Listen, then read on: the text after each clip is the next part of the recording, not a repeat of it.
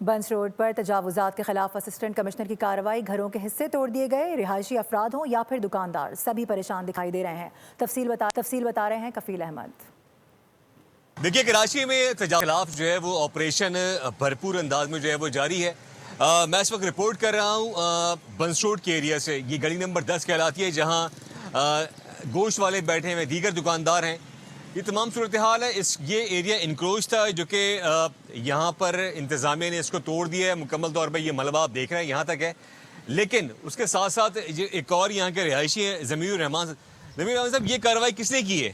یہ نا کمشنر صاحب نے کری، وہ خود آئے تھے۔ کان تو آپ دیکھیں نا، وہ ایریا ہے، اس سے آگے جب اتنی جگہ گھیریں گے تو یہ تو انکروچ میں آئے گا نا۔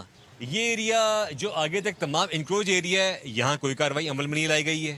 اچھا، اسی طرح جو رہائشی کچھ ایریاز ہیں وہاں کو جو ہے وہ توڑا گیا۔ تو یہ وہ تمام صورتحال ہے جو کہ یہاں کے رہائشیوں کے لیے، دکانداروں کے لیے، اور جو یہاں ٹھیے لگائے گئے تھے ان کے لیے خاصی مشکلات کا باعث اس وقت بنا ہے۔